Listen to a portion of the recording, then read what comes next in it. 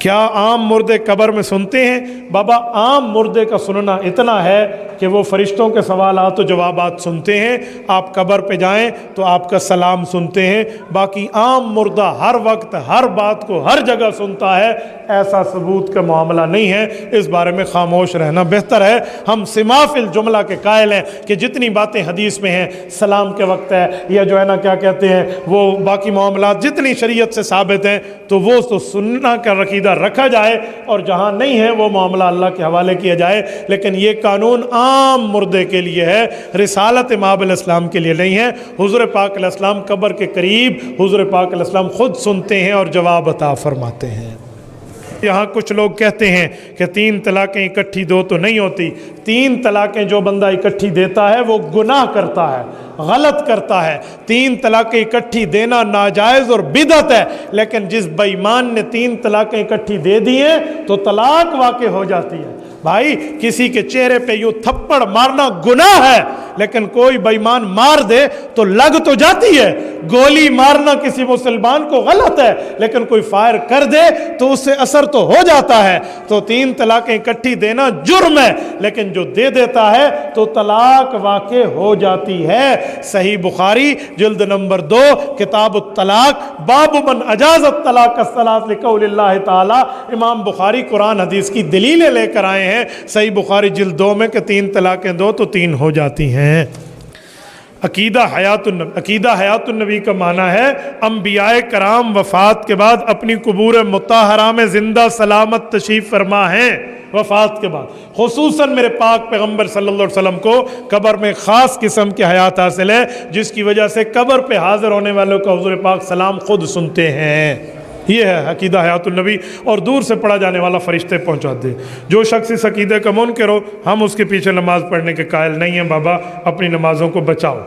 تقلید کرنا کیوں ضروری ہے؟ تقلید کہتے ہیں دین کے مسائل میں ماہر شریعت کی بات میں مہارت کو تسلیم کرنا۔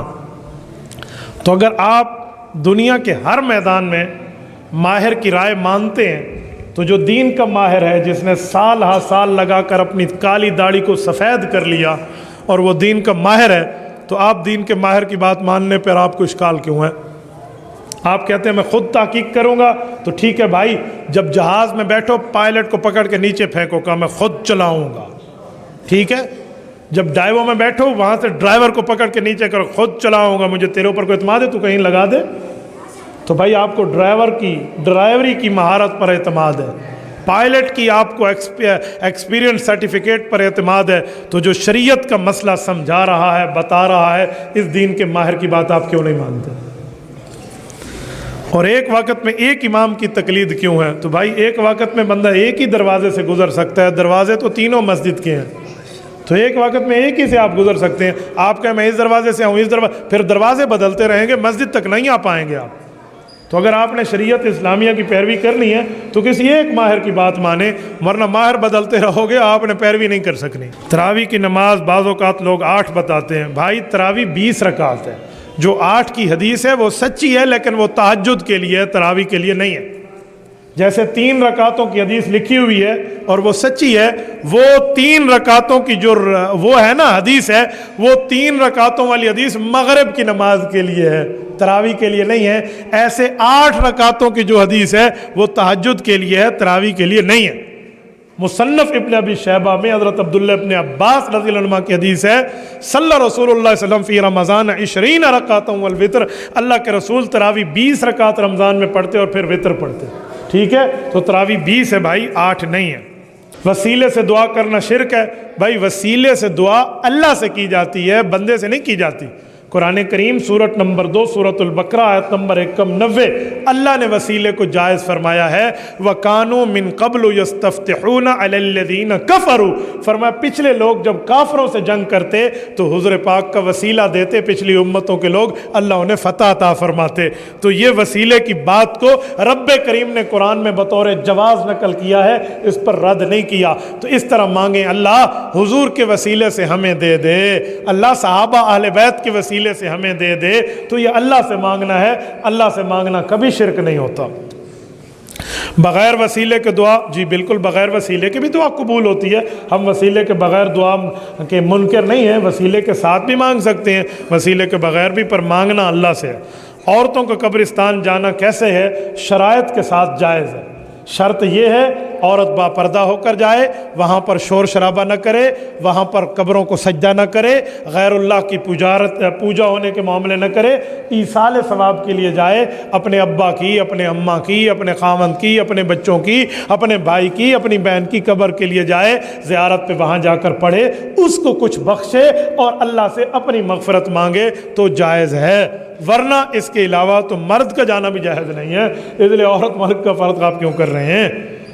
क्या बिरादरी के अलावा दूसरी बिरादरी में शादी करना गुनाह है? जी बिल्कुल झूठ है, ऐसा कुछ भी नहीं है। बिरादरी के अलावा अगर माँ बाप चाहें तो दूसरी बिरादरी में भी शादी कर सकते हैं। शादी करना लेने देने का कोई मसला नहीं है। रिसालत इमाम अलैहिस्सलाम की 4 बेटियां हैं, चारों सैयदजादी हैं। हुजूर ने 3 रिश्ते अपनी बिरादरी से बाहर किए हैं। एक रिश्ता अम्मा फ़ातिमा का रज़ियल्लाहु अन्हा अपनी बिरादरी में हज़रत अलीउल मुर्तज़ा को दिया है। 3 रिश्ते बिरादरी से बाहर हैं, बनु उमैया के हैं, हज़रत अबुल आस रज़ी अल्लाह अन्हु और हज़रत उस्मान को एक के बाद दीगरे 2 मिले हैं। ये तीनों हुजूर की बेटियां बनु उमैया में गई हैं और बनु हाशिम में हज़रत फ़ातिमा गई हैं। तो बिरादरी में भी कर सकते हैं, बिरादरी के बाहर भी कर सकते हैं। रिश्ते में एक चीज़ ज़रूर देखा करें कि बंदे का कम अज़ कम दीनदार होना ज़रूरी है। पहले दीन देखें, तनख्वाह न देखें, पहले उसकी जॉब न देखें, कारोबार न देखें, हुस्न न देखें, वो चीज़ें बाद में, पहले दीन है। दीन के साथ हुस्न भी हो, ख़ानदान भी हो, कारोबार भी हो तो वाह वाह, ना हो तो दीन ज़रूर होना चाहिए।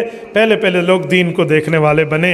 मेरे दोस्तों, जो बंदा सलात का माना इंतज़ामी उमूर के साथ करता है और नमाज मफरूज़ा का मुनकर है और जो नमाज का तरीके उसको गलत कहते हैं, उसका क्या हुक्म है? जो नमाज का मुनकर है वो मुसलमान हो सकता है? आप बताएं, जो नमाज का मुनकर हो तो उसको कैसे मुसलमान कहोगे? बाबा नमाज भी शरीयत में नहीं है तो फिर पीछे क्या है? क्या शरीयत हमें चीनी की मिल लगाने का हुक्म करती है कि गन्ने की मिल लगा लो, शुगर मिल कायम कर लो, आटे की फ्लोर मिल लगा लो? भाई नमाज भी नमाज नहीं है तो पीछे क्या बचा? कहते हैं नमाज का माना इंतज़ामी उमूर। बेवकूफ़ को पता ही नहीं है नमाज का माना अरकान मखसूसा फ़ी औक़ात मखसूसा, ख़ास वक़्त में ख़ास इबादत करना। हुज़ूर पाक अलैहिस्सलाम ने 5 सलावात फरमाया है कि दिन में 5 नमाज़ें फ़र्ज़ हैं, तो इंतज़ामी काम दिन में 5 है, 6 नहीं है। उसका दिमाग ख़राब है। तो इसलिए बाबा नमाज नमाज है, नमाज को नमाज ही रहने दो, तो ये बात ठीक होती है। इस तरह के लोग बेवकूफ़ी वाले माना करें ना तो मैं इन्हें अजीब तरह से समझाता हूँ। एक बंदे ने एक दिन मुझे कहा कि मौलाना नमाज का माना है इंतज़ामी उमूर। मैंने कहा आप अपने साथ जो गधा लाए हैं ये कहाँ से आया? कहते मेरे साथ तो कोई गधा नहीं है। मैंने कहा देख मुझे नजर आ रहा है गधा है, कहाँ से आया? मौलवी साहब कोई गधा नहीं है। मैंने कहा जैसे साथ ठहरा वो तुझे गधा नजर नहीं आता, ऐसे तुझे नमाज के मसले भी नजर नहीं आते। आप कहते हो गलत कह रहे हो तो तू भी इस तरह गलत कह रहा है।